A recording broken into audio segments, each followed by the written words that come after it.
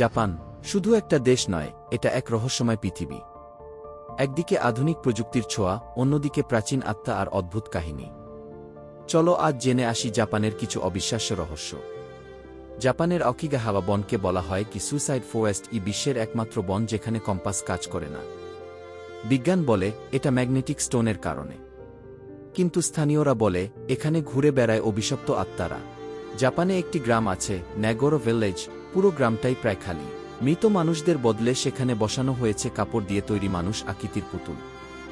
দেখলে মনে হয় যেন গ্রামটা এখনও বেঁচে আছে। আর জানো কি, জাপানের ট্রেন সিস্টেম এতটাই নির্ভুল যে 1 মিনিট দেরি হলেও যাত্রীর কাছে লিখিতভাবে দুঃখ প্রকাশ করা হয়। এমনকি বলে ট্রেন ভূমিকম্প টের পেলে মানুষের আগেই থেমে যায়। এমনকি জাপানে এমনকি ভূত ট্রেন স্টেশনও আছে, যেখানে আজও ট্রেন থামে, কিন্তু কেউ ওঠে না, নামে না। বলা হয় এই স্টেশনটা রাখা হয়েছে ভূতযাত্রীদের জন্য। জাপান সত্যিই এক রহস্যের দেশ, যেখানে বাস্তব আর অলৌকিক মিলে তৈরি হয়েছে একটা মায়াময় পৃথিবী। শেষ পর্যন্ত দেখার জন্য ধন্যবাদ। এই ধরনের ফ্যাক্টস নিয়ে ভিডিও দেখতে চাইলে চ্যানেলটা সাবস্ক্রাইব করে রাখতে পারেন।